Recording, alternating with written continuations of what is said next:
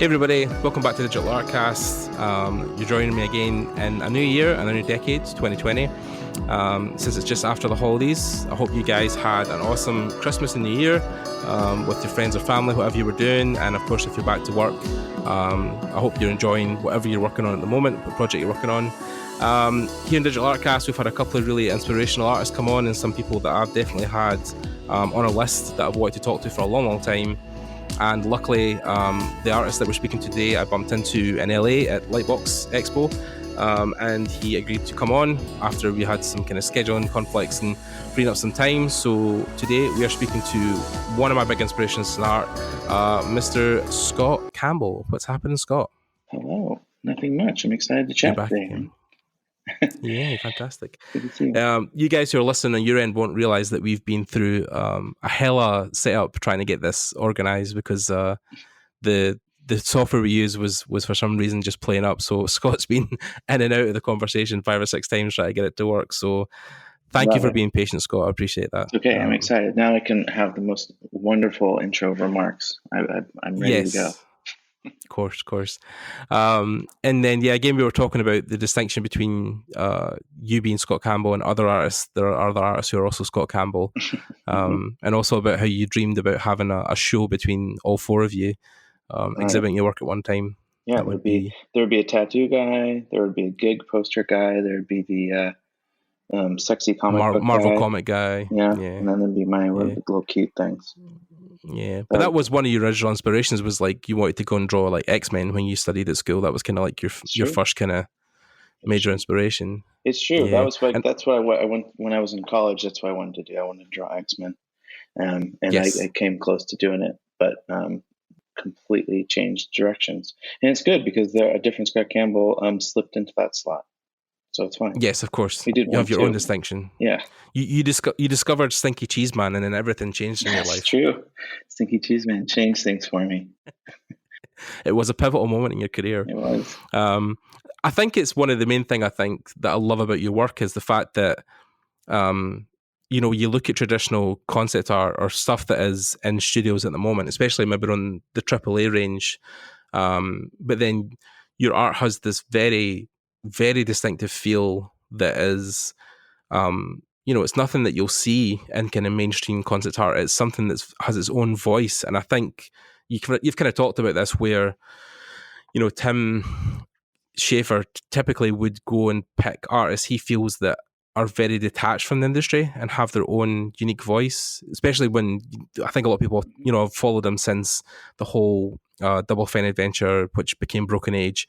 But, front and center for that, he wanted Nathan, Stapley's art. He wanted his art to be the storytelling mechanic for that game, which I think is something that's rare in the industry, especially at, the top level of games. Yeah, definitely. Yeah. And is that something you felt like has defined you over the years? Do you feel like that's been a great kind of path for you that's made you find these opportunities because of your style? Yeah, but I guess it's also just who I surround myself with. I mean, part of the reason why my style kind of developed into that way is because of the people I met at the university and afterwards and stuff, and being exposed to other types of comics and other ways of drawing and painting, and it kind of opened up my eyes to other things, which is what, for me, kind of what college is all about, being exposed to other things besides learning the technique and things like that. Like, but also, I mean, it like, and also like the opportunity to work with Tim, like he was like somebody that like the visual style of his games always like he determined by like kind of what the story was. I mean, like the Day of the Dead for Grim Fandango, like kind of seeing 3D as like using it for what you can. I mean, using it for strong suits and like making little puppets and toys. That's why that one was so effective. So like doing Psychonauts in that style was something that like it just kind of worked as a happy combination. And we both had the same sort of humor, so it was fun to like kind of try to be funny together and come up with humorous visual gags and I think it's also like probably comedy inspires a lot of your art, right? Like you talked about how, especially when you were in New York, because I think you're back in San Fran now, right? You're back in the LA side of the I'm world. in LA. You Yeah, moved I've moved back. to LA. I've never lived in Yeah, LA, but I just moved here a couple years ago. So, right. Cool. but But yeah, you were saying even when you were in New York, like you were quite into the comedy scene, and obviously Tim is like a huge comedy writer. So do you feel like that's something that has inspired your art over the years, like comedy in itself? yeah, definitely. I mean, I feel like that was a big turning point for my art.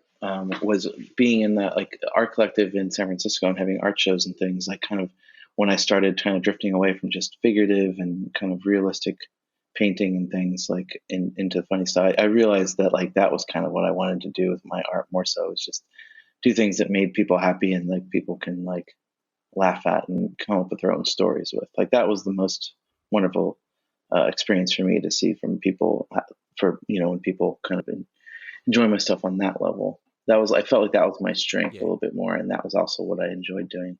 So that's why my Yeah. and then like a trip to Japan in 2000 also kind of made my things extra cute. So it was like the combination of those Oh two wow. things Yeah. kind of developed out of those, I suppose. But I've always Nice. humor has always been a Yeah. big part of my life. Yeah, Japan's like it's definitely on the bucket list for me. I've still to try and get over that side of the world, but I'm definitely like I have to. Ooh, It's just one of these things. yeah, I It's like it. definitely has to happen at one point. But yeah, also because I remember watching Tim talk about kind of how he was introduced to you, and it was more through I think a show you done at the time where you had a bunch of illustrations that were like awkward Oh, situations, like or awkward yeah. conversations between Yep. people. And I thought that was just like hilarious. It was just a great like theme to have a show behind, but also just something that made you probably really creative in the time, thinking, well, what would be a really awkward situation? What would inspire me to draw these little portraits of people having these awkward Yeah. moments? And then you've kind of done the same thing where like you even talk about working with Gallery 1988, where like the pop culture stuff you do, like like the whole like Spider-Man's using Venom as a slide, like the whole set of things you've got there illustration wise, they're also based on themes and comedy themes. Yeah. um and is that definitely something now you enjoy doing more, is like showing in galleries and doing freelance stuff as opposed to, because you spent so long in the games industry in California working on these games, is this something that you think is more like what you are looking to do more towards, is be more expressive in these shows than come back I to go the back and games? forth. I mean, I'm not showing in galleries as much as I used to. I felt like that was kind of it was when I was younger and had a lot more energy. Like I was tackling all these things at once, doing designing for video games, doing comics, and doing the art shows, and those kind of helped fuel. They were kind of breaks from each other, and they also kind of fueled each other, like Yeah. the energy and everything. But I remember even like the beginning days of those having those art shows in San Francisco, like. That did kind of help me kind of get into the whole like designing for games and coming up with concepts in general for any of my projects. But Yeah. because that specific one that Tim was at was like the theme of that show was tongue tied, like that was the name of the show. So everyone's artwork had to deal with that theme. Okay. So it was like and in that Right. piece was just like I think it was like 100 little like inch by inch squares drawn on various pieces of paper of Mm-hmm. moments when characters were tongue tied, like they didn't know what to say. Um, and Yeah. like one of those, what makes that kind of fun for me or coming up with the Spider-Man concepts is like coming up with a lot of concepts, like thinking of a theme and then like Mm. developing like a whole bunch of just like like real stream of consciousness coming up with ideas. So the ideas themselves aren't as precious. So you're kind of like you're not putting so much like um, weight onto these ideas being good, which means you don't have to worry about like Mm. them. You never have to worry about them being good. And if you generate a lot of these ideas, Yeah. sometimes you get to like idea number 81 or something, and then that's a good one or something. It's like it takes the pressure off, which is kind of Yeah. it's good for designing for video games. That's good, coming up with concepts. It's good for doing stuff for picture books and stuff for art shows and stuff. It kind of Mm. anything to take the pressure off because getting started is very difficult sometimes. So. Yeah. The blank piece of paper is always like the biggest thing for me, and I think for a lot of students I've met, where the initial just getting started is always the hardest part, because once you're in the flow you tend to churn out like you said 100 drawings, but the first like 3 are like the hardest to get by, because then it's the same I think when you write for comedy, right? I have friends who do some stand-up stuff, and they were saying that when they write, like they would just do this kind of word vomit thing. I think Yes. Tim's also done a version of it when I've watched him, is that you just write straight for like 2 minutes and just anything that comes into your head you just put it on paper, and then you will find something within that that's like, oh, that could probably work, or that would probably generate something. You're just So starting up your brain like a little like, motor. You're just trying to make it go any direction, and then you feel like, okay, now that I'm writing it, I can kind of guide it into different garages and tunnels. Yeah. And then that's been something that you probably has helped you through just working with other artists like Nathan and Lee and Peter. Like they've all kind of maybe done similar things that you've warmed up with, or ideas that I've generated. And like even I remember one of my favorite episodes of the whole Double Fine adventure was walking around in our drawings. It was like when you guys had the art jam, the first kind of one you done where you were all just sitting around the table and painting and stuff and letting ideas just like flow at your head. And you can just see those moments where Tim's like just watching you guys just work, and he's like, oh my god, this is so incredible. Like it was these little life rafts that you guys made that he could cling onto that would help him kind of visualize what he was thinking about. Pre-production is always all of our favorite times forever, because it's like that's when you could dream big and there's nothing holding you back. And like the further you get into production is when you have to start cutting things and start putting things together. And like that's the challenge, and that could be fun too. But you're like, oh man, you're dreaming all those little dreams, and you have a huge pile of these things that could lead to all kinds of places. That's definitely my favorite. Yeah. And I take it that's probably one of being the best things about working with Tim is that he is very appreciative of artists. Like he has this real appreciation for people's artwork and putting that front and center and letting you guys be like as free and creative as, because he's an artist himself, obviously he's a writer. So like, but then, and a programmer, but then, he has these things where he's always looked at people's art and thought, this is really important because they've spent, they put so much of themselves, or you do put so much of yourself into your art, that he didn't want that to be like it was just another drawing. He's like, no, this is Scott's drawing. This is really important because Scott drew this. So, like even the time when like I think Nathan had like ripped one of the drawings up and put it in the trash, and he was like picking it out of the trash because he was like, no, this is amazing. I think like early on when we started working together, he would tell me, he's like, okay, you're not allowed to throw any drawings out. Like we're going to keep every doodle, because like Peter would throw away stuff and he would always get mad at him. He's like, we just need to have them all. I'm like, oh god. So he kind of got me into this pack rat vibe where now I hang on to all my drawings, and I really probably need to purge some of them. But like he got me into that. And like Nathan is like the opposite of that. Like he's so like he like is so self-deprecating on his own stuff that he'll repaint stuff over and over again over the old paintings. And like, dude, like you look at one of his paintings, and you know there's a series of 8 or 9 wonderful paintings under that painting, behind it. Such a shame. It's going to be it's hard for him because like you're always your own worst critic, right? You can't be like, oh my, this is amazing. You're always like, oh, it could be better, it could be. But yeah, and I get that feeling from Nathan that he's very like he has that perfectionist thing almost too much, where he's just but the Nathan stuff's incredible. Like the stuff he done for Double Fine was one thing, but then there's even a little snippet in that episode where he shows like Nathan's paintings or drawings he's done in shows, like that one where it was like a bunch of dads, like all these dads in like a painting. Like some of that stuff is like so creative and so incredibly even just well rendered. He has incredible raw talent. He was our first texture artist that we hired at Double Fine for Psychonauts. He was the first, like, because he was at Lucas with us, and he was the first person because he was just like so naturally gifted with color and shapes and all that stuff. So so cool. Like even the little story I think he made initially about the bear and the lumberjack, like they had to that was like so cool as well. That was just that could have been a game in itself. Like it was so well done.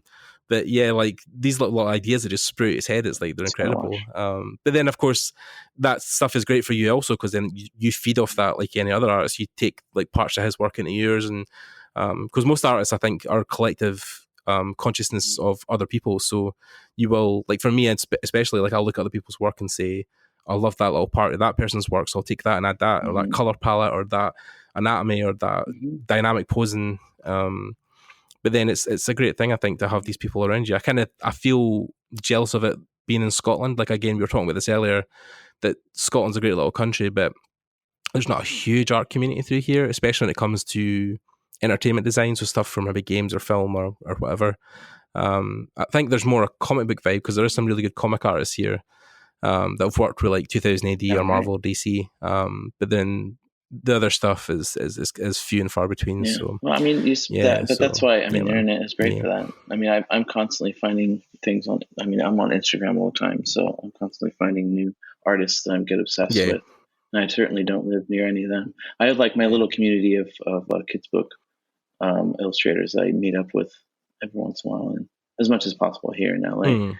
But like a lot of my big buddies and inspirations are in different towns. So And we're back. Sorry about that, guys. We had a technical difficulty, so we had to resume from where we left off. But yeah, we were talking about the whole art community and people being near you. You were saying, that people are, depending on which city you're in, are relatively near you, and you have a kind of close group of friends that are more children's book illustrators. But it's weird for me, I think, because there's only so much stuff you can do online where I still miss that physical element. Like I'm a very I feed off people's energy in a sense where I need to be around creative people. So I find it hard or harder trying to interact with people online and still get that same energy. I don't know if that makes sense, but yeah, definitely. I feel like there's so many. I mean, aren't there? There are artists in your town that you could like meet up with. Like, do you have like a little group? Like, could you start? What is that? What is that group called? The online thing where you can have like set up groups to meet up. Meetup. Oh, the meetup. Yeah, there's a meetup app. We have some of the stuff over here, but it's more, which I mean, it would be fine as well, but it tends to be more hobbyists. So it's people who are pursuing the art for something, it's like a thing they do outside of their normal job that isn't their job. Right. And I think it's different when you meet people who are doing it as a career because the conversation shifts slightly on techniques and things you're doing because it's more relevant to the thing you're doing with your career. So it's, I mean, like, I have artist friends who are non-industry artists, which is fine because, it's great to be able, like, I have a SketchUp group I meet up with, funnily enough, I meet up with tomorrow. Every Saturday we try to get together and go to the National Museum in Scotland, which is free to go into. So we go in and we sketch, cool. Like trains and planes and dinosaurs and that kind of stuff. Oh, awesome. So that's been really good to just, and then we have lunch and we chat and make a kind of whole day of it, which is great. But yeah, it's harder to replicate that stuff online. Although it does exist. I think what I'm trying to do now is to get into more meetups online using like Google Hangouts and stuff or Discord. And meeting with other people who are like trying to get in industry or in industry, and they do like little hangouts at night and talk amongst, they're working on stuff on their computer. They just, sit with their microphone on and chat to people. So I'm trying to do more of that because I just need a good conversation. I do like that. Like that's something I do like about watching people paint and stuff is feeling like you're sharing a studio with those guys. Yeah. I would love to do that. Yeah. Just have a collective where it's like you just have this almost artist residency. You can all kind of live in like the one place and contribute. So, but that gets harder as you get older because you have families and stuff. So true. But also, I mean, to physically hang out, but having online hangouts is probably better when you have a family because you could find moments to like just steal away and be at your house and do it. Yeah. I would think. I don't know. Yeah, depends. So you had this amazing career where you worked on multiple games for. Well, you obviously started with Lucas Learning. That was one of your first gigs or jobs that you had, and then obviously moving over to Double Fine, and then that was a huge part of your career also. You've also done stuff I think that is lesser known, where you've done, like you said, these art shows or collaborations with people. I mean, I know there was one point you were doing like a poster for Breaking Bad for one of the finales. Right. Where's your kind of career went in the last maybe 5 years? Maybe since you've left Double Fine, or you've done and moved on into more freelance stuff. What's been your main focus the last kind of half decade? Well, the main focus was something actually. The other thing that I went to art school for, in addition to doing comics, was picture books for children. And that's actually, it's taken me this long to actually start getting into that. So the past 8 years or so, I've been illustrating and writing picture books for kids. So that's kind of my main income, aside from working with Double Fine here and there and doing art shows and selling prints in my shop and things like that. Like that's kind of my major focus. Yeah. And that's kind of like where I'm kind of going towards a little bit more, a little bit less on galleries and things. So. Right. That's right. Yeah. And then is that process or is that industry more, I don't know, is it more suited to your style or your more artistic approach? Do you feel like you're more at home with those tasks than like working on AAA games or doing art shows for galleries? I think the only difference, I mean, like I'm being able to kind of like work with having it be a smaller team, it's just me and the art director and the editor, like being in complete control of kind of like what you're putting out and everything. Like there's something that like it is much more difficult to work with a much larger team of like whatever 70 people or 80 people to try to like come together to create this experience, whether it's like on a movie or like cartoon or video game and stuff, which is like incredibly satisfying because like everyone's talented in their own way, and it's fun to bounce ideas off and stuff like that. So it's a little bit lonelier, but it also is like you're more in control of what the output is and everything. So I like, I mean, and actually my background in games kind of helped me a little bit once I got into the picture books because again, I'm like not as married to ideas as much. I'm not like bummed out when the editor is like, change this or this isn't working or whatever. I'm so eager to like make it good. I'm so eager to have other people come at it with different ways of thinking about the audience and helping me like make something be more accessible and enjoyable for everyone. Because I would love everyone to enjoy my stuff. I wouldn't just like a little cult group of people to like an obscure group of people that are fans of this one thing or something like that. Like it'd be nice to be able to have everyone enjoy it, you know?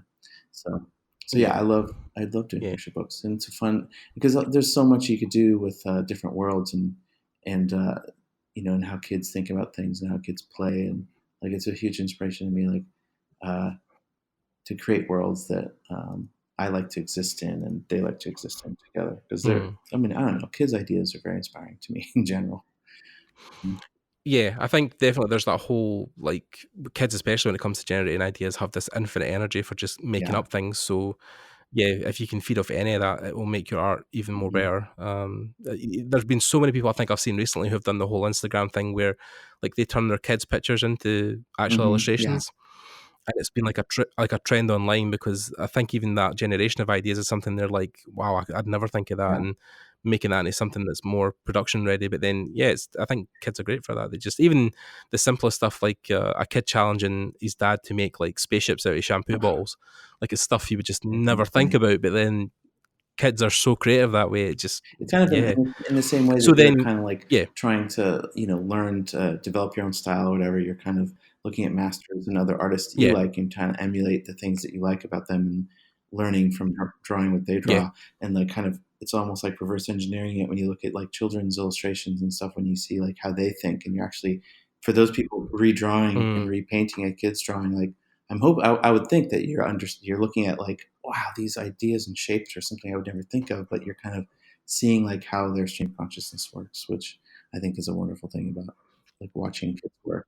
Yeah, there's a really good book. I think even just to talk to adults in general, it's a great book to read. But it's called How to Speak or How to Talk So Kids Will Listen. And it's a whole book about just trying to understand the psyche of children and how they think. And it's interesting because it teaches you how to just interact with kids in a way that treats them like little people. Like they're not kids, they're just undeveloped, you know, human beings. So when they have ideas, you know, generally back when I was a kid or when people were kids, that, you know, if you said something silly or something funny, your mum and dad would be like, you know, that's just like silly talk because you're a kid. But then if the adults actually take the time to be like, oh, but what are you actually talking about, and where did that idea come from? Like you can delve into like their way of thinking more clearly because you're not treating it as like a throwaway idea because they're kids. You're like, oh no, well maybe they actually have something. They're like kind of like untainted little geniuses. Like an actual grown-up genius is maybe sometimes hard to understand and talk to, and you're kind of trying to like feed off of like their incredible ideas. Of course. And then like, but a child is like also just going bonkers and just like listening and corralling those ideas. Yeah. I think because kids are so brutally honest, they're just so straightforward and shooting with their ideas. They don't really hold anything back, thinking that, oh, maybe that's might be a bit socially awkward or that might not fit any the narrative. They're just like, oh, this is really cool. I think this would be an awesome idea. You're like, oh, that probably is an awesome idea. So, yeah, I can definitely see the appeal of working with kids more than doing the whole, you know, the AAA slog or designing for whatever. It's fun thinking of them as peers for sure, because like the like cartoons, I think that some of the most successful cartoons are the ones that don't speak down to the kids. You know, something I could. Like Adventure Time is like an incredibly popular show because you have like the wild, just like straight like ideas that a kid world would have, and then like enough things for like adults to. It's like that's just my fantasy, to create something that is like everybody from children all the way up to like adults and can enjoy the time together. So, well, Pendleton had a kind of like When Lightning Strikes kind of idea there, where it did speak to all ages. Like there was no real barrier of entry for that cartoon. Like everybody, like I know guys still in their late 20s who still watch that, you know, because it's just it's super inspiring. Even just the worlds he created, and like even his style of drawing, like the way he drew things, it was not maybe like like perfect anatomy and super realistic proportions. It was more just about getting the idea across and the story, rather than focusing on like the art. But like it's like like his stuff was incredible. And then he had that whole thing where he like would come by the studio and contribute to Double Fine as well, because Tim's obviously a fan of him as well. So like and those worlds are great to create, because like you said, it's sometimes things you would think about, I never thought about this, like bubblegum princess world, or like this whole thing, like, but these are just generation ideas that are universal. Well, that was like great, the thing too with Stinky Cheese Man for me. Like that's why that was such a turning point book, like that picture book. Like I forget when it came out, but like because that was one of the first times with picture books that I was like, oh my god, this is like fully speaking to everyone. And it's not like just speaking to adults. Like, okay, I'm going to say these funny real fart jokes for kids, and then I'm going to do these pop culture jokes for which for the adults. Like it's like two separate kind of paths. Which, not to talk down about Shrek or anything, but that's kind of like the vibe of Shrek a little bit more. Like, whereas like you have two different paths of humor, that people are enjoying, rather than something that everyone is enjoying together. Like speaking to kids as peers and being able to like joke around like that. That's just like revelation to me when I read that book. So. Yeah, because some of the weirder stuff, I think, is when you watch things as a kid, but then as you revisit them as an adult, you're like, oh, okay, there's stuff in there that I didn't get the first time round because I didn't understand what they're talking about. But when you separate that humor into two levels, then it's hard for everybody. And I mean, I know things can be specifically aimed at one certain group, and it doesn't have to be for everybody. But I think, like you said, that's where some of the more successful either comic books or cartoons have been, timeless. Like, I mean, one of my favorite shows is Avatar: The Last Airbender, and that show to me speaks to everybody. Have you never seen it? I've heard a lot of. Oh my god! Oh wow! Well, some of the guys who were showrunners on Nickelodeon for many, many years, they run. I think the last thing they worked on before Avatar was Invader Zim, which is also an incredible cartoon. But yeah, Avatar: The Last Airbender is all about a kid who embodies this avatar. It's like a life cycle. Every however many years he lives for, every time he dies, the cycle is reborn in another generation, in another element, either water, fire, earth, or I forget the last one, the element, but I'm talking about. But yeah, but basically the whole show, because obviously he's raised by monks, it's like there's a lot of life lessons in like treating people fairly and friendship and war and conflict, but there's like a mix of children's themes and adult themes in the whole series. And there's just a load of good storytelling, and I think that's why it was so successful, and it is timeless because it covered so many different topics, from like, because he's 13 during the whole experience, but he has to stop an entire war fleet from like ruining the earth, basically, because the Fire Nation are like the bad people, and he's from the air tribe, the air nomads, so like he's trying to bring peace, but then he's a 13-year-old kid, so there's a lot of situations where he's just being a teenager and a young kid, but then there's series events where like he almost has to kill people or like stop whole fleets by destroying them and using his powers, but then he feels bad about it. So there's a whole system in there that's like just crazy to watch. Yeah, a lot of man, definitely. A lot of the guys who worked on that are now working on a series called Dragon Prince for Netflix, and that's also a really, really good show to watch. So, but yeah, the stuff that's timeless is definitely one that is more successful and speaks to more people. Because then when you probably read Stinky Cheese Man, you were an adult. You weren't reading it as a kid, right? So, yeah. And then those things that you're doing now with the children's books, is that something that you find is also helping? Like if you're working on game art sporadically, if you're doing contract work, is that feeding back into that discipline? Is that something that's helping also that grow as well?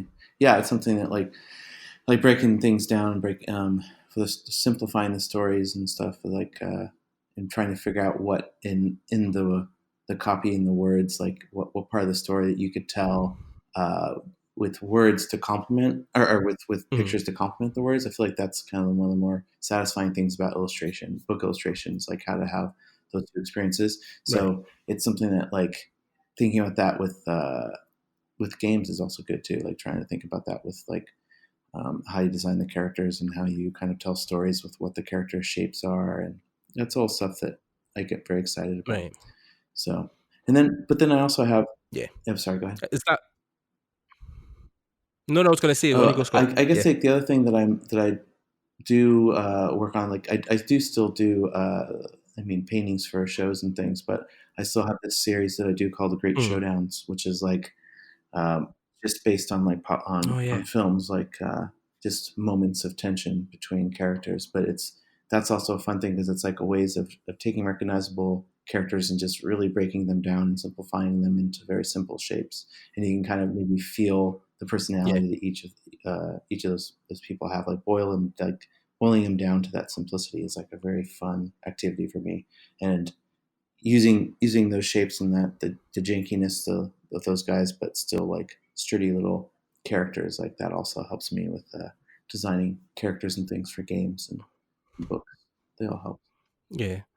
I think it's just taking familiar situations and putting them in unfamiliar settings. I think that sometimes can be a great way to inspire a new look on something. You know, I think Simon Pegg, who was obviously a great comedian over here, who made a lot of great films like Shaun of the Dead and Hot Fuzz, but they were a lot of films that were taking that genre of like, you know, The Walking Dead or, you know, like Bad Boys, but putting it in like an English setting where, you know, like nothing ever happens. So that juxtaposition is something that always feeds off people's imagination. Or even, you know, like the guys who done Inktober last year, who I think he did a couple of years ago actually, where he took like the first letter of every film out of the word and made an illustration based on that. So like Obocop instead of Robocop, so it's like a cop with a cop with an oboe and stuff like that. So these small ideas, they're great things to think about, and they definitely generate ideas where you wouldn't really think of, like your awkward conversations or like your pop culture stuff, you know, putting things in different situations and seeing how that plays out, like you said, using Venom as a slide and stuff like that. So so you're doing more freelance stuff now, and you're working out just your home and wherever you've moved to in California, more in LA, like you said, you're in the city now. You're probably doing stuff, I mean, you can't really talk to it, but then you're working again, I think, on Psychonauts 2, right? You're part of that production very again? small part though. I mean, I was doing a lot of the character design, so I haven't been, like, once that was done, I haven't been working with them as much. I'm doing some things here and there for them, like maybe some drawovers and things, but Right, yeah. But then is that something that you're excited about as even just a fan, like to see how Psychonauts 2 is going to come out? And because that was like a big part of your life initially. I mean, that was like, I felt like, that came out in 2005. So I feel like after that, coming out with Brutal Legend, Broken Age, and all these other games and other books and things like that, I feel like going back after what, all the things I've learned about life and drawing and painting and stuff, like coming back to revisit that old world was so fun. It was something we always wished we could do, but like it was something that Tim and I always talked about doing, but like it was like fun to actually go back there and revisit like those characters and think about how to further go past it and think about other characters in the world and relatives and family and friends. That like it was very, very fun to go back and show the world. Yeah, because it's one of those things where the whole acrobatic family was like a very central theme that wasn't visited too much in the first game because it was more about the camp and all these kids. But then, of course, that's now something, of course, there's very little detail still, but like that's something you will be revisiting in the new game where you're going to be meeting those parts of his life, or they'll be more interwoven within the story this time. So that's I mean, like, it's interesting as well where this sounds like probably a really horrible thing where I actually haven't played the first Psychonauts game. I know and it needs to be solved at one point. I have it in my Steam library and it needs to be played. But I have watched extensive playthroughs and I have seen a lot of stuff in it, so I know like the world is very amazing, and I love the whole premise of these secret agents that use their mind and stuff. It really is super interesting to me. But I think one of the things but like the one of the things about Psychonauts 2, which I like a lot too, is that like the team has grown and changed as far as like people joining the company, and like there's so many talented, amazing people there, and a lot of them played Psychonauts and were fans of the first game. So like they're bringing ideas of the things that they were fans of, the things that they liked, and what to expand on. So it's fun to have people that are bringing that to the table, and it's like it's so fun to see like see it develop in that way as well.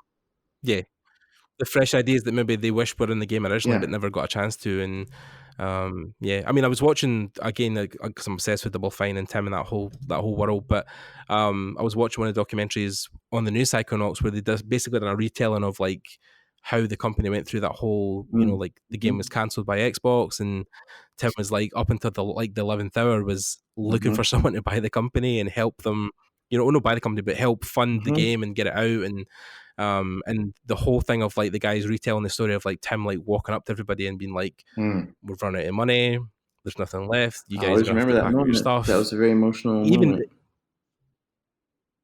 Yeah, even telling the story then, like a lot of the guys were getting emotional, like just talking about it, because it's probably still a very vivid memory in people's heads about like that struggle of you worked in the game for so long and then it felt like it was never going to come out, it was never going to see the light of day, and it was like, and Lee talks about it as well, that he was cursed initially the first like 5 or 6 years of his career, like he worked on all these things that never came out, so it's a very real thing. And do you find that that's still something that's quite vivid in your memory, because you were part of that? Well, the thing is, time. like for me, like it was like my first project that I ever worked on was at Lucas Learning, was this like, it was just a year of my life, but it was like this Star Wars game that they canceled like 2 weeks before it was done.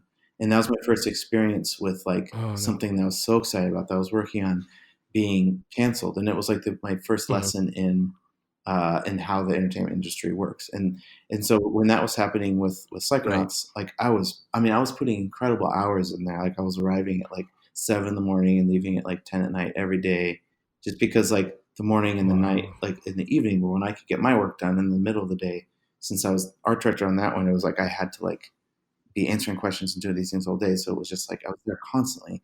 So by the time we were dropped and it was starting to maybe not happen, I was ready to move on. I was fully emotionally detaching myself from the game. And I was like, okay, I'm ready to move to New York and start fresh from what I've learned, because this is what happens. Like, and this is like something that happens all the time. Like there's constantly projects.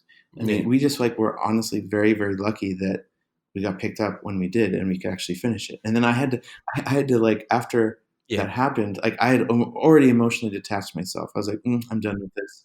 And so when that happened, when we were picked up again, I was like, oh fuck, I have to like get back into it. I have to like somehow find the things I was excited about again. So I had to ignite my excitement and passion about it again, which was, it took a little bit. And then, but then that's when it finally came out. I was like very, very happy and proud of it. I'm very glad it did, but there was a hilarious snippet though you were talking about in the Double Fine Adventure though, when like the game came out and you were kind of so done with it because you'd spent so long in it, and I think was it either you or Tim's mom, and you were like playing the game trying to get her past the part, but you were just like so detached from the game at that point. You were like playing it in zombie mode. You were like, it was bad. Yeah, straight that was like right after Psychonauts came out, and like Tim and Eric Wolpaw, who was one of the writers on it, he did the Grumpy Gamer and stuff like that.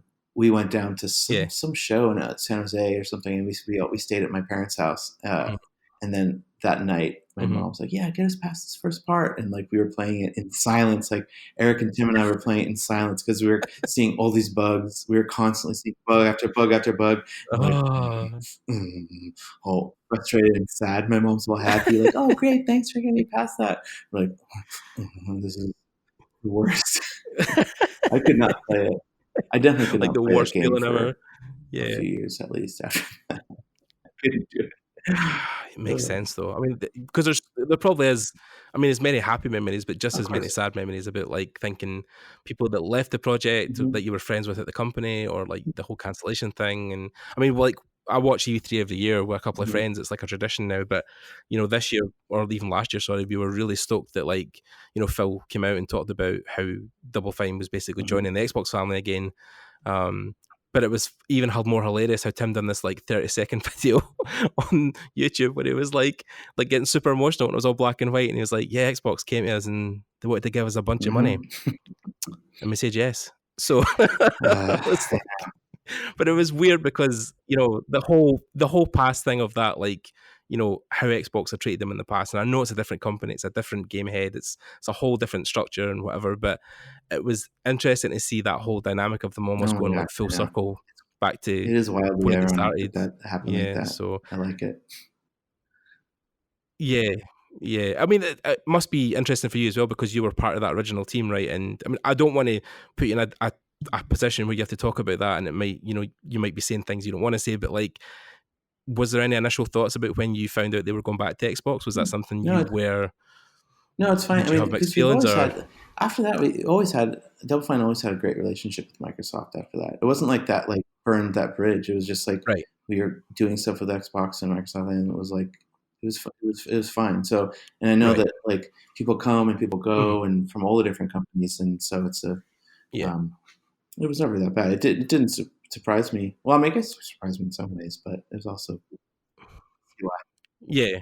I mean, I was totally like floored. I never thought that would be a thing where, and even that, I thought maybe Xbox wanted to look in them in that light because they were an independent studio. They maybe wanted to keep them independent, but then bringing them back into the fold maybe probably gives them opportunities to make really super Mhm. unique games in the future, past Psychonauts 2 coming out, because I know that will be, that's still an independent facility Mhm. because that was crowdfunded in part, so that will still come out in that way. But then I think they probably will look down the line 5-6 years from now that they'll be making really awesome Mhm. games for them again. So which might be interesting because it might give them the opportunity to bring more people on Yeah.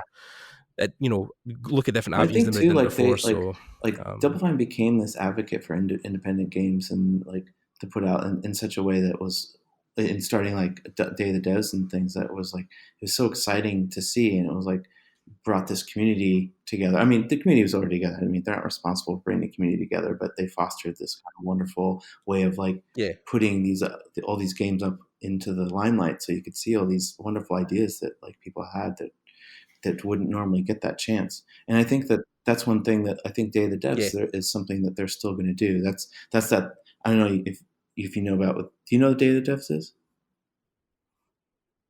I've heard about, yeah, I've saw it on their YouTube channel, the whole bringing independent developers towards Mhm. one point and showcasing their work, and it was almost like a kind of penny arcade Right. expo Right. packs kind of thing they were trying to It's like run in just a small California. thing. So It yeah, wasn't like a huge conference or anything, but it's just like a platform to bring a bunch of games in there and have everybody experience it together. And um, yeah, and I think that's something that yeah. they're still going to do. I think that's something that Microsoft, as far as I could tell, is like really excited about the independent development and stuff like that. So, which is why. Well, that's where some of the best ideas I feel have came from in games in the Uh-huh. last even 10 years. Like a lot of people talk about, 2010 to 2020 was like the decade of independent studios where, AAA had its time where these huge 50, 60, $150 million projects were running, but then, the ones that Tim put together were a shite. I mean, especially when Double Fine Adventure got funded initially, that was like everywhere. I can remember like just not being able to open a tab in like IGN or any kind of game studio blog, and they were talking about this Kickstarter thing that had like blown up and was a different way now to fund games. Like he was like the poster child. Tim was the poster child for people who wanted to get games made but had never thought about crowdfunding, and now it was Mhm. totally possible. Right, this was this first time Mhm. that properly done. So immense amount of pressure, but at the same time, it was great because it almost generated a whole new burst of hope that people could get something funded if they really wanted to. Because even at the time, like, he was like, oh, Mhm. 300,000 was an ambitious amount of money, but then Mhm. to end with 3 million, and then of course that whole journey was like its whole thing because yeah, like, you run out of money halfway through it, you had to, find more cash at the end to finish it, and it came out in two parts, but it was definitely, I think, a great way to do it, and the fact that you weren't relying on studios. Like even at the end of it, Tim said, are we going to be able to rely on studios? Not at all, and we can do our own thing. Well, at the moment, no, we still Mhm. need that Mhm. generation of income, but at least we've proved that you Mhm. could do it, right? It was possible. It wasn't impossible. It wasn't something that could never be Yeah, done. It I think was it's. I done. mean, the So crowdfunding thing it can be dangerous. Only, I mean, it's a great thing, but I think it's when people kind of expect more when you have more money to make the thing, and you feel like you need to give them more. Like, oh, we're going to add this feature, add this, or whatever.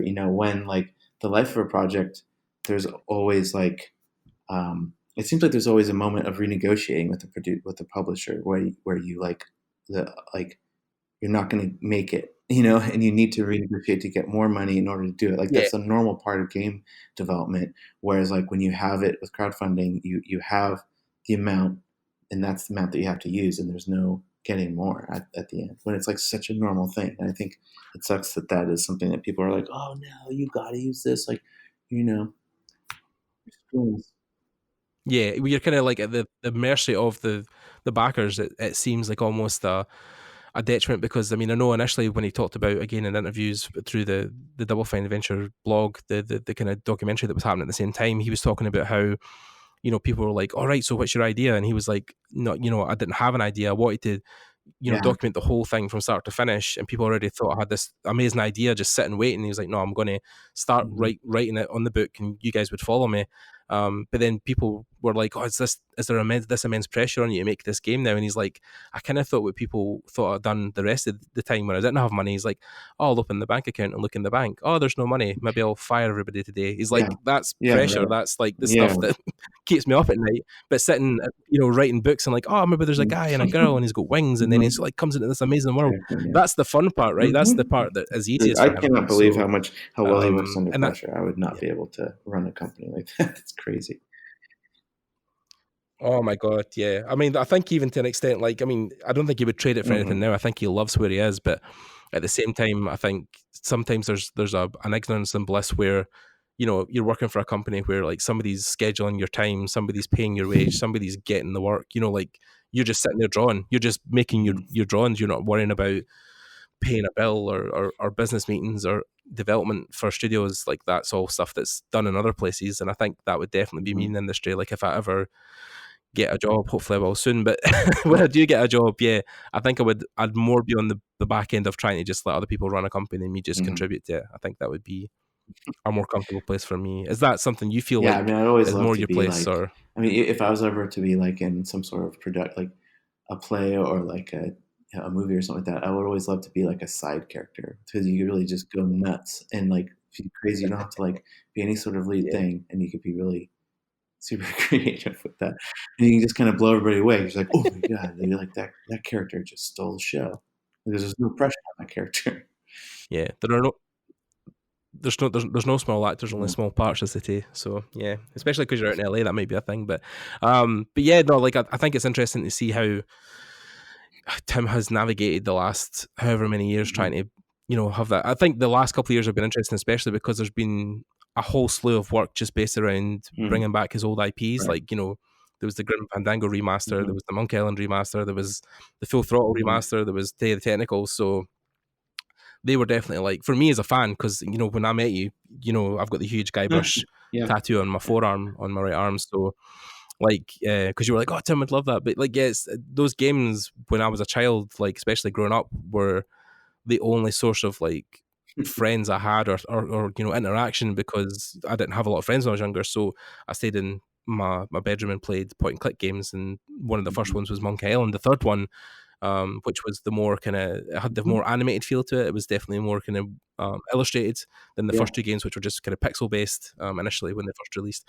And the whole, like, because Guybrush had a voice at that point, they had the guy who voiced him, and everybody had a voice. It was like watching a cartoon you could interact with, and that whole setting was great. And then I found through that like Tim's older work, so like Grim Fandango came out at that point or was coming out, and then of course Full Throttle. So these worlds were all things that I experienced very in depth as a kid, and just I felt like there were places I would love to get lost in again. But as Double Fine has kind of proven, like those games are great for a niche market, but it's definitely still not like the norm. I think one of the companies done that really well was Telltale, when they made like the Walking Dead series and Wolf Among Us and all those kind of stories, where they essentially is a point and click game or an interactive story, but then it's told or presented in a different way with those 3D stylized graphics that makes it more like watching a TV show than a point and click game.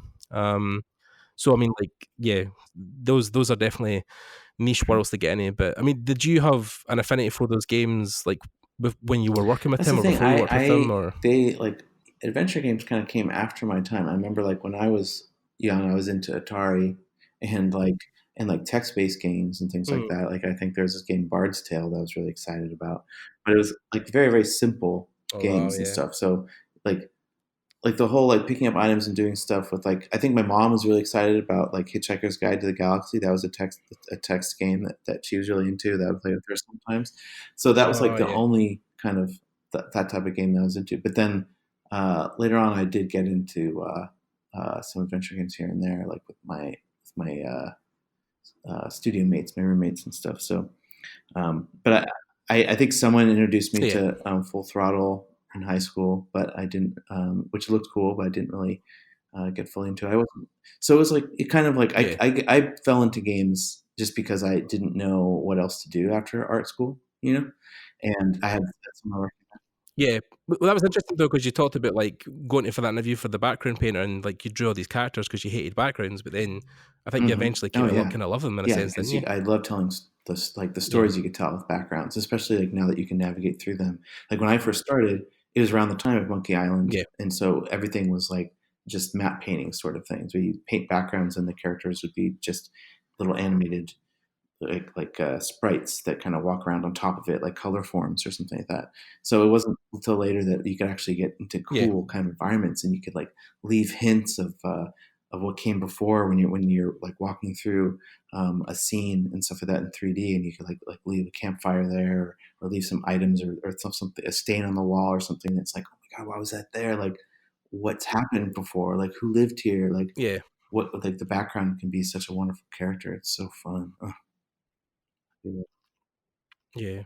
I think it's great as well the fact that with the tools being so readily available, and if people can relatively draw well, you could make these things in like 2 or 3 man teams. Like I think I just watched a documentary about Supergiant, who are based out I think in LA, and the guys that made Bastion and Pyre and recently Hades. You know, like these games that were made of teams of like 10 people. Like it's just incredible to see how far these games can be pushed with just like really super small teams because yeah, when you worked on like Psychonauts, the first game, I think you had like what was it, 50, 80 people. There was like quite Mhm. a large team at the time. It was like a lot of people, but now, like I'm saying, you can do it with like a handful of people. You can do it with Mhm. 5 or 6 if they're really dedicated.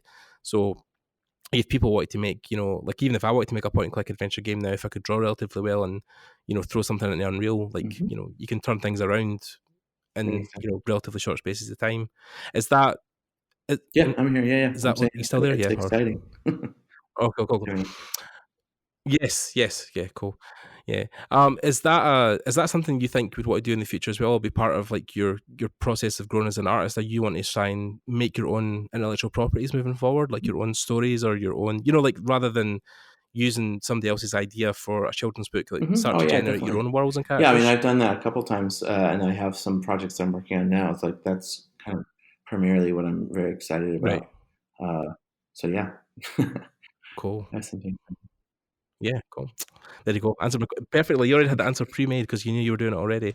But is that something also you think like it's definitely going to be initially your future just now is that the children's book stuff would be more a priority Mhm. than going back to doing more game stuff? Do you think? I mean, I'm not saying like never ever, but do you think that maybe like you've had your time in games and you feel like it's somewhere like you wouldn't want to go back to necessarily because you've already kind of like that's been No, crossed off for you? You I'd don't really totally need be to into it. revisit that, That's or the thing that I mean, but I haven't even done oh, cool, like I've done some work in film and stuff, and a little bit in cartoons. But I would love to see like tell stories right, with cartoons and stuff as well. Like I would love to like figure out how to have moving right, things happen where you don't the narrative isn't so much determined by the player, but it's like, I mean, you can kind of lay it out in different ways. I do love the experiences that you can have and different ways of storytelling like that. So I mm, don't know, I'm open to all kinds of things. Right right, now, it's very exciting for me too. 'Cause I work in a studio space in Los Angeles that with share the space with a number of other artists that have different disciplines that all work on really interesting things. Like okay, and a lot of them are like working on VR. Some of them are working on VR things and some augmented reality things, and like they're constantly putting their helmets mm, on, and oh, it's cool, so. And then it's this other group like they're called Encyclopedia Pictura. Like their videos are incredible. Like their music videos are incredible, and they do a lot of actual hmm, like built things. Like do a lot of animatronic sort of things, like in oh, costumes cool, that people wear. So it's fun to cool. see people experience these stories in all these different ways. It's absolutely it's so fun. Amazing. Have you tried any of I have, yeah. the VR painting stuff, Yeah, initially? Oh, cool. Have you used, I'm trying to think of what would have been the one you uh, used, but Quill? no, I Is that the didn't use the one that Oculus uses one. I Oculus? used Or it's the guys actually that left Double Fine and started this stuff with Google that I think, oh my oh, okay. god, now I'm forgetting it because 'cause it's been so long. I did a little residency at Google working Yeah. with that, with their paint program. Oh my god, it's horrible. Was it the oh, God, Google, what would it be actually? I'm trying to think. It wouldn't It's be okay. Medium. It wouldn't be yeah, I know I'm drawing a blank. I'm trying to think of It's there horrible. is a paint package that I'm drawing a blank myself. Yeah, but anyway, but yeah, I think that I have a VR headset as well, and I definitely feel like, it's interesting the VR painting stuff because I feel like it can be more expressive than your general just painting or drawing on 2D canvases. It's things can come alive now, especially with Quill, like Facebook's basic Oculus thing, because Quill has Tilt Brush is awesome, but Quill's good because in that I think Tilt Brush also now has it, but they have animation tools in Quill. So Goro, one of the guys I met at THU, Goro Fujita, like he done a whole Beyond the Fence animation. It was all about a little robot building wings to jump over like a junkyard fence to get into the world. But he painted and built the things and animated the whole thing in one program, and it was incredible to see. And that's what I'm saying. That's great that these tools now exist where you can build these 2D animations or these animations that are pre-made and can be animated in one day. Like he does a thing now. I'll send you his Instagram at one point, but every single day, because he works specifically now at Oculus, doing work on this program. But he does every single day he does a 30-minute sketch with the Oculus, and makes these little animations, these little 3, 4, 5 second animations, and they're just incredible. Like even like a robot on a swing, or like a kid running down a street. Like it's simple little things, but all done within just VR. And I know he was pushing hard the Oculus Quest because that's a headset you can use without a computer. Like the whole thing's built into the headset, so you don't have to have like a fancy computer setup. You just literally put the headset on and you can use it. Like even if you're out in the street, like people were doing it, like they're taking it to like artists on the street and making them paint with the VR, because there's a spray paint game where you can like spray paint on walls. So like technology now is like ridiculous. It's so crazy to see what people are doing. But exciting stuff, because then it opens up all these possibilities for, future projects and even doing like, I know people are doing like art shows in VR, but like inviting people. So if they're sitting around the world, they can put their headset on, but all be in the same gallery looking at the same paintings. There's somebody at my studio that does that too. She paints VR fine art stuff and has gallery shows with that. Oh wow. Yeah, the one thing that I've loved about VR is the fact that there's some of the galleries have put their whole, like they've collected pictures and put their VR experience of the gallery, and like museums around the world, you can visit them just by putting the headset on, and it's crazy. It's crazy, absolutely crazy.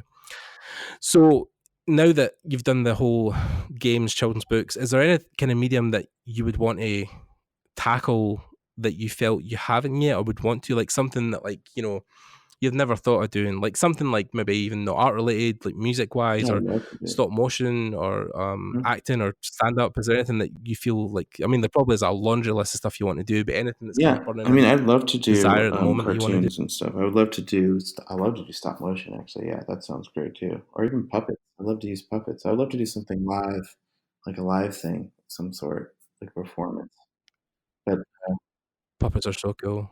I always remember that was it Forgetting Sarah Marshall, the film with Jason Segel years ago, and he done the whole Dracula Van Helsing puppet show at the end with the puppets. It was like a musical. It was really crazy. Stuff like that seems really interesting to do. But is that something like even a more theatre production puppet thing that would be kind of cool as well for you to do? Show to like a kids show or something. It'd be fun to like develop an environment, where like you could be hanging out with like these puppets or creatures or whatever, and you can draw with them. Like I was very inspired by Captain. Oh God, what's the name of that guy? There's this dude that I grew up watching a show where he would like keep adding to this like alien. He'd add to this alien world and stuff, and he'd talk to you. Commander Mike, I think, or something like that. Anyways, but I just loved like those drawing shows, and like you could hang out with them and draw with them like that. Like, I would love to do something like that. Yeah. Or just like, come up with, like, there was a show I was just actually in Japan for my honeymoon just recently, and we watched a lot of the Japanese TV, cool. And there's a show with a bunch of chairs, like a bunch of chair characters, like, and they're all just like hanging out with like different types of chairs, and they have like eyes and stuff, and every once in a while you'd see them in stop motion, you'd see it animated, you'd see all of a sudden you'd see live action, just like a kid hanging out with a talking chair, kind of like Cherry in Pee-wee's Playhouse. But, just such a good idea. So things like that would be cool. Yeah, Japanese shows are some of the stuff they across there is just like, I think it's stuff even in your wildest imagination you could never think about actually doing, and then you watch those shows and you're like, who came up with that idea. Like, what was that person smoking when when they were like putting this down on paper? Because I've definitely been watched some like Japanese animes where I've been like, you know, even the old school stuff like Sailor Moon and Dragon Ball Z, like the thought process of like how they constructed their worlds and villains, like it seems absolutely alien to us. But then they think in a different There's a way. wild, like I was looking at picture books and stuff, and there's like a graphic novel series that's very popular. This kid is like the butt detective or something, where he's like his head Oh yeah, I've his heard head about is that. an actual Yeah, butt. It's like a butt head, and like he's it was very like popular. like a book or yeah. I've definitely I'm trying to think too. Oh, it was there's a guy called his channel's called Abroad in Japan, but his name's Chris Broad. But he's an English guy that lives in Japan, and he has the book on his shelf because he was doing a recent video about Yeah.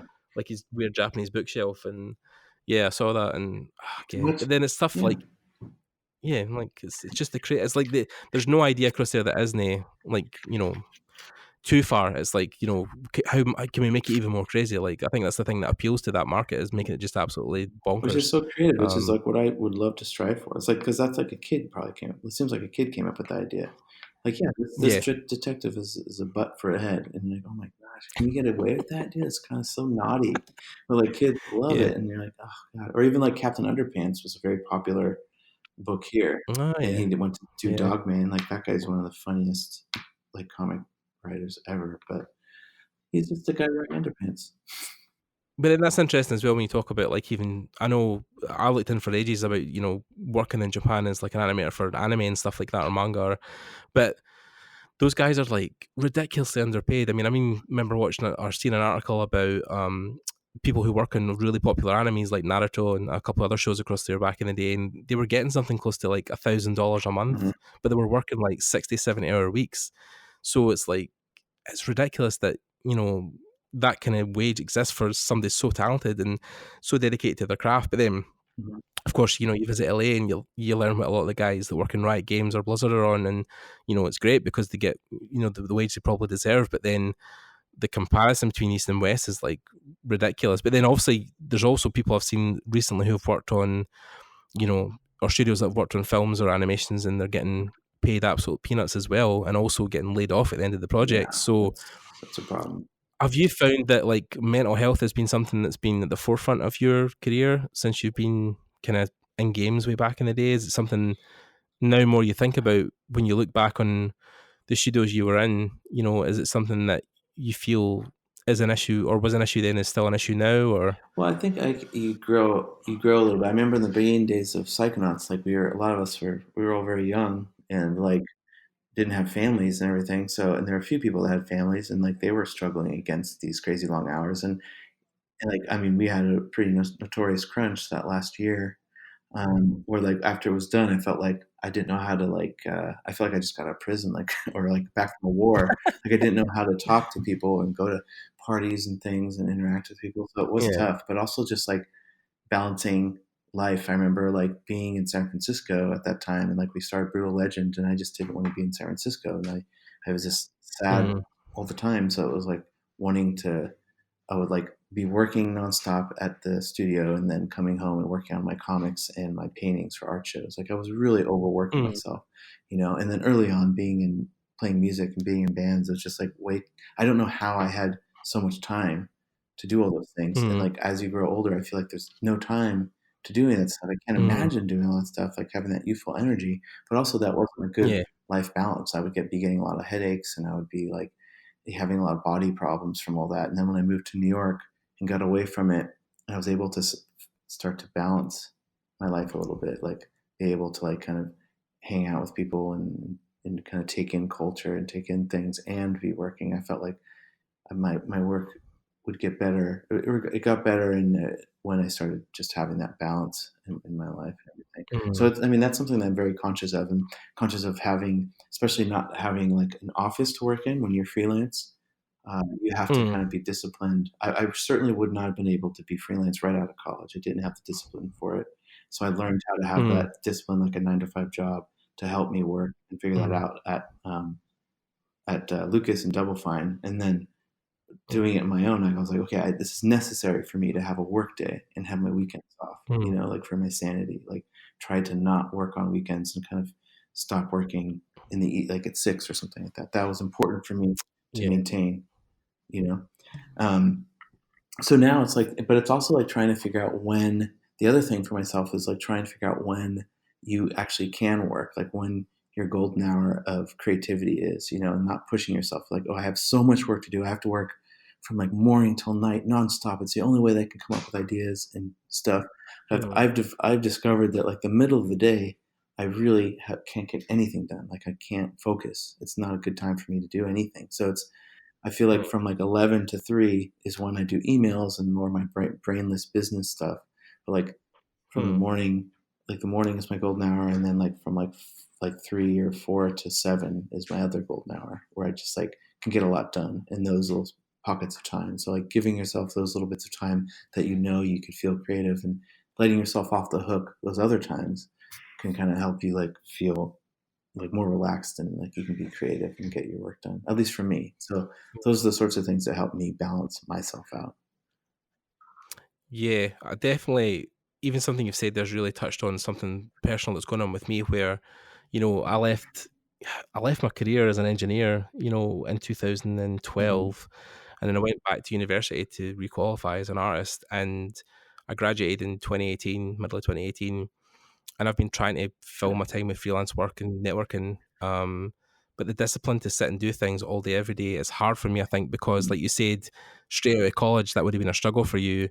But that's kind of what I'm facing just now. Like, you know, between side jobs and hustles, I'm trying to find that full-time gig. But being disciplined enough to work in your art all the time is hard for me because I haven't had that studio experience nailed into me where you have that schedule, like you can understand, like now I need to work or now I don't need to work. Like for me, I have almost the opposite problem where I have so much free time. It's finding it hard to fill that productively with work. Yeah, totally. So, I think, I mean, and I feel like I can only work with deadlines, and it's hard to give yourself those deadlines. Like I remember like when I was in like the art collective, we were doing art shows or making mini comics and going to like comic book shows. Like you want to go to those shows and bring something, like having those be deadlines where you're like, oh, I have to make a new comic or I have to make something to bring this show or else I don't have anything. Like those seem to be the only ways I can actually get stuff done. Because even now I struggle with like trying to get pitch books to make for picture books and stuff, because that's an open deadline. That's not something that like I work with a literary agent, and like he kind of helps me try to establish deadlines for myself. But anytime any other projects come on, like that I have to do that there is a deadline, that will take precedent with you know, instead of the things that I really should be focusing on, which is like pitching my own books and these other things. And it's hard when there's you know when there's no real reason. It's a soft deadline. So it's hard to kind of give yourself like, it is hard to give yourself project deadlines and stuff like that. But sometimes that's why actually I started doing I did an online comic when we were working at on Psychonauts at Double Fine.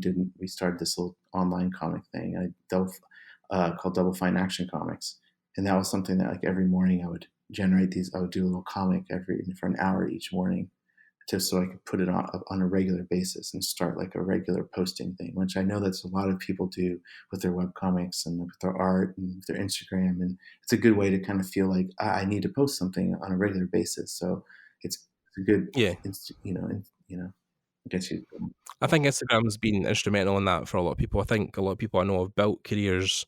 One girl I went to university with, she was already set in her mind that she was going to work in comics. She didn't work in games or anything.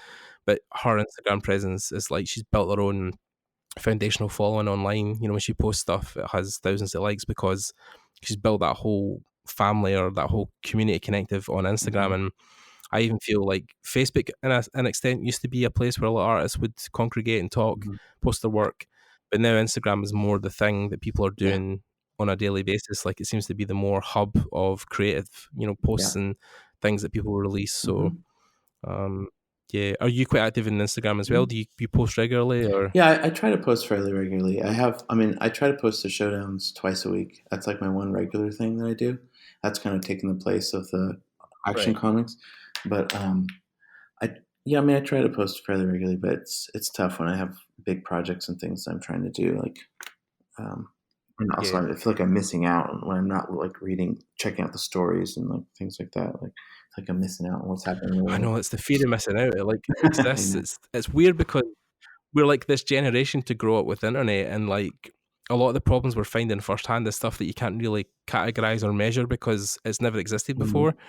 So a lot of people who are experiencing, FOMO, like fear of missing out, or they've got a lot of mental issues now with kids for body image because of social media, and it's stuff that we just never had because it never was a Mhm. thing. So it's weird to see all these new, I wouldn't say diseases, but these conditions, especially mental health conditions that come out. And I think the whole comparison thing with body image is similar to comparison with art because I mean, I love ArtStation. It is a great tool for promoting and finding artists for the industry. Mhm. But when I go on ArtStation to try and get inspired, you sometimes look at someone's incredible work and be like, well, it's no my work. Fuck, I feel horrible Yeah, now. it's hard to not compare Yeah, yourself. I mean, I think yeah, everyone does yeah. that, but Yeah, yeah. And even at the top end, like I know people who work in or have worked in massive studios and huge projects and will look at someone's work and like, oh my God, it's so good. Like I wish my work was like that. But then they have this whole catalogue of work that's already incredible. And, I kind of, I don't hate it, but like I've kind of learned as I've grown into being an artist over the last couple of years that you're almost setting yourself up for a perpetual life of disappointment because you're always comparing your work to other yeah, people's. And I think it's the only way that lessens is that you try to eventually use that inspiration. Well, try to use it as inspiration. You try to look at right. somebody's work and be like, that's great. They've done something really awesome. How can I implement that into my Exactly. work and make that part of my pipeline? Exactly, So, exactly. I mean, you have to be able to you can't be just sitting I mean, I guess you can be an artist and just, like, say, "Oh, man, my work is great," and just sit there and just enjoy making your art all the time and not grow. Or maybe I mean, I feel like part of it, it's like kinda growing and stuff, like, once you start feeling stagnant, you have to start trying to explore new things, and I mean, I've been feeling pretty stagnant with what I've been doing, so, like, I always want to kind of try other things like collage and other types of mediums and things, but it's hard when you have jobs and things you gotta work on, like, when you try to deadlines, test yeah. them Because out. you talked about that, right? You talked about how,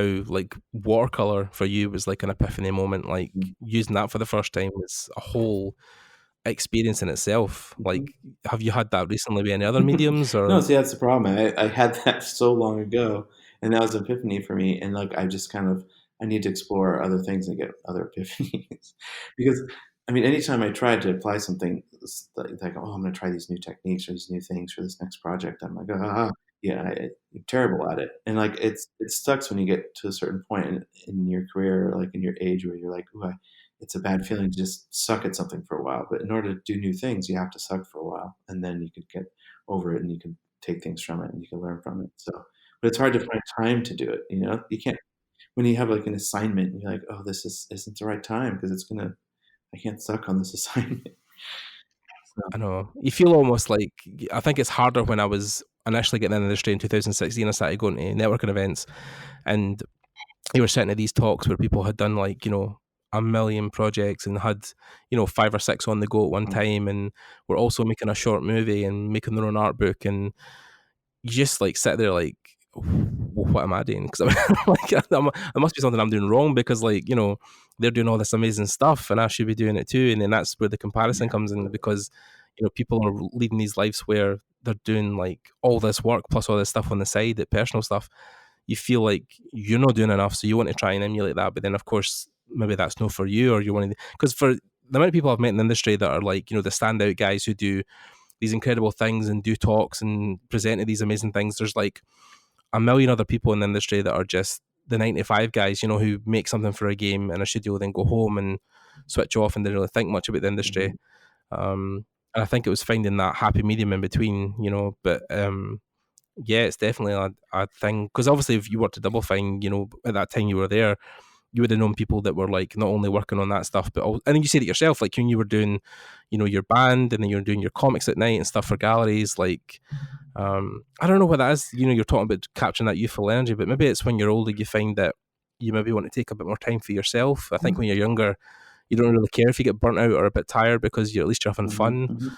So yeah, maybe it's about finding the fun again in your work. I don't know if that's maybe what it is, And the but thing is, like comparing to other people, like the other reason why it's like just not a good idea is because you really don't know what's going on with them. You don't know what's going on with anyone. So it's like, even if you see people that are going and doing these talks and they seem very successful, everything's going great, you have no idea the torment that they're going through. Like they're like, oh man, they're living the life. This is like, they've got it made, but like, you have no idea what's happening with them. Like they could be having an absolute horrible time, but like you put on a certain face and you put on, you see the best parts of people's lives on Instagram and stuff. Like it's not healthy to like think that. It's hard to not think that way, to not just think they're living a perfect life. But in some ways it's comforting that to know that like they have their own struggles that are just different and not, Yeah.